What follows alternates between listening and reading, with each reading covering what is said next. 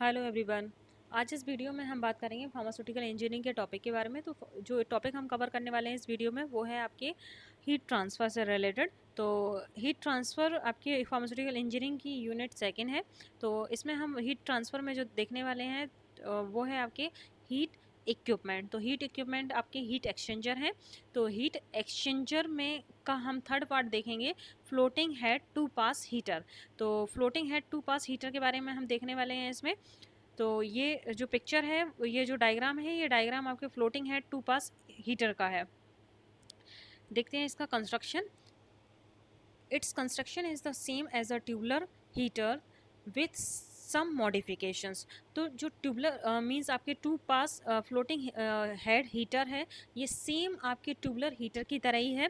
जो tubular heater आपके first type का हीट एक्सचेंजर है, तो ये ट्यूबलर हीटर की तरह ही होता है। इसमें भी क्या है, आपकी ट्यूब्स प्रेजेंट होती हैं। एज इट इज आपके ट्यूबलर हीटर की तरह ही होता है, लेकिन इसमें कुछ मॉडिफिकेशंस हैं।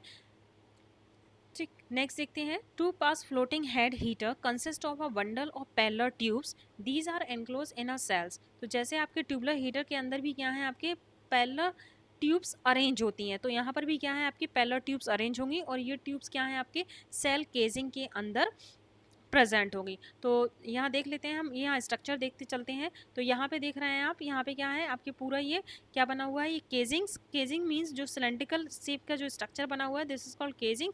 तो इस केजिंग में क्या है, आपकी ये ट्यूब्स यहाँ पे अरेंज हैं। ठीक है, ये ट्यूब्स अरेंज है और इन ट्यूब्स के थ्रू ही यहाँ पे क्या है, आपकी ये ट्यूब्स के थ्रू स्टीम जैकेट में सर्कुलेट हो रही है। ठीक है, ये स्टीम जैकेट में यहाँ पे सर्कुलेट हो रही है।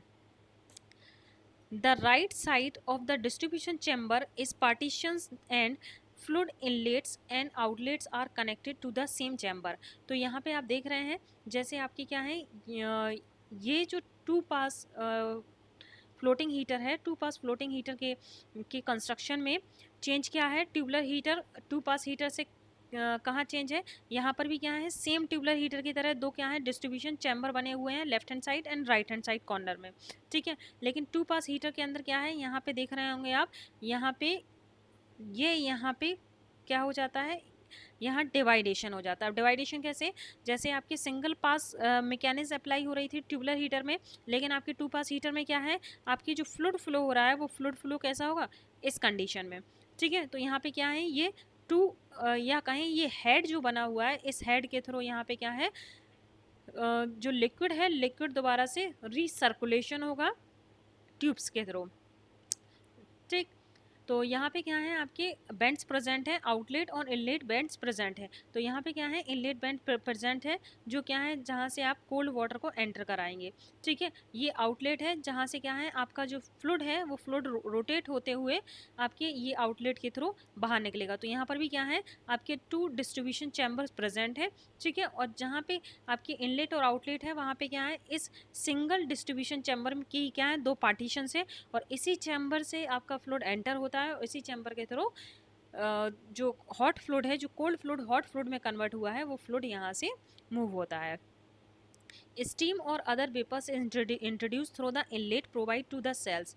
और जो आपकी स्टीम मीन्स, स्टीम किस लिए दे रहे हैं हम, लिक्विड को हीटअप करने के लिए, हीट प्रोवाइड करने के लिए। तो स्टीम कहाँ से हम एंटर करवाएंगे, यहाँ से स्टीम आपकी एंटर होगी इस वाले इनलेट से। और जो भी एक्सेस वेपर्स होंगी आपकी स्टीम से, जो एक्सेस वेपर प्रोड्यूस होंगी, तो वो गैसियस फॉर्म में क्या है, इस बेंट के थ्रू बाहर की तरफ मूव हो जाएंगी। मींस नॉन कंडेंसिबल जो वेपर्स होंगी, वो बेंट ऊपर के बेंट की तरफ, बाहर की तरफ आपकी रिमूव हो जाएंगी। और जो वेपर्स आपकी कंडेंस होंगी, वो वेपर्स क्या है, ये कंडेंसेट आउटलेट के थ्रू बाहर रिमूव कर ली जाएगी।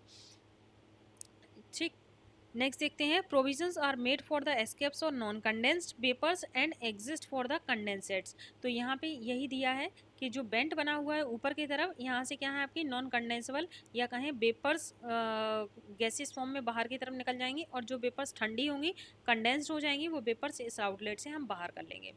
अब नेक्स्ट देखते हैं हम working. Steam is introduce through the inlet. As the steam flow down the tube, they get heated. The condensed vapors escape through the bottoms of the cells. Non-condensable gases, if any escapes through the vent at the top of the cell, the fluid to be heated is introduced into the distribution chamber on right side to the heater. The fluid flow through the few tubes present in the part of the partitions. The fluid reaches the floating heads and change direction. Now it passes back to the next parts of the partition chamber on the right side. During this process, fluid in the tubes get heated due to the heat transfer conductions through the metal ball, finally by convection. Then the fluid leaves the outlet provided in the cells. तो structure के through देखते हैं कि working क्या है। तो first of all हम क्या करेंगे कि जैसे आपने ट्यूबलर हीटर में क्या कर रहे थे आप ऊपर से इनलेट से ऊपर वाली जो स्टीम इनलेट है वहाँ से क्या है आप स्टीम को यहाँ पे फ्लो कर रहे थे। तो ट्यूब्स में क्या है आपकी स्टीम फ्लो होना स्टार्ट हो जाएंगी। ये ट्यूब्स में क्या होंगी आपकी स्टीम फ्लो होगी। स्टीम के फ्लो होने की वजह से क्या होगा ये जो आपकी ट्यूब्स क्या है ट्यूब्स की जो मेटल शीट होगी या कहें जो ट्यूब्स की आउटरमोस्ट जो लेयर है वो क्या है आपकी हीटअप होना स्टार्ट हो जाएंगे। ठीक है, तो अब हम क्या करेंगे हम जो आपके दो पार्टीशन वाला जो डिस्ट्रीब्यूशन चैम्बर है ठीक है तो उसकी जो बॉटम वाला पोर्शन है नीचे वाला पोर्शन वहाँ से क्या करेंगे उस नीचे वाले इनलेट से कोल्ड फ्लूइड को अंदर एंटर करेंगे। तो आपका जो कोल्ड फ्लूइड होगा वो क्या होगा इस तरीके से जो एरो बने हुए हैं इस डायरेक्शन में एरो के डायरेक्शन में क्या है ये फ्लूइड मूव होना स्टार्ट हो जाएगा। तो हाफ पोर्शन से ये फ्लूइड क्या होगा मूव होगा और मूवमेंट होते हुए क्या है आपका फ्लूइड यहाँ पहुँचेगा। ठीक है, तो बीच में और साइड से जो आपकी ट्यूब्स बनी हुई हैं इनमें क्या है आपकी स्टीम फ्लो हो रही है। जब इनमें स्टीम फ्लो हो रही है तो स्टीम फ्लो होने की वजह से क्या है ये इस मेटल ट्यूब्स को हीटअप कर रही हैं और ये हीट क्या है आपकी कोल्ड फ्लूइड गेन करेगा। गेन होने की वजह से ये फ्लूइड धीरे धीरे जैसे जैसे आगे बढ़ेगा वैसे वैसे क्या है ये फ्लूइड भी हीटअप होना स्टार्ट हो जाएगा। तो फ्लूइड क्या है जब आपके इस वाले डिस्ट्रीब्यूशन चैम्बर में पहुंचेगा इस वाले डिस्ट्रीब्यूशन चैम्बर में तो ये फ्लूइड क्या है यहाँ पहुंचने के बाद ये फ्लूइड रोटेट होके क्योंकि यहाँ पे क्या है फ्लोटिंग हेड बना है तो आपका फ्लूइड क्या है फ्लोट होके फ्लोट होता हुआ इस डायरेक्शन में मींस राइट हैंड साइड से आपका फ्लोट पहले लेफ्ट हैंड साइड की तरफ आया।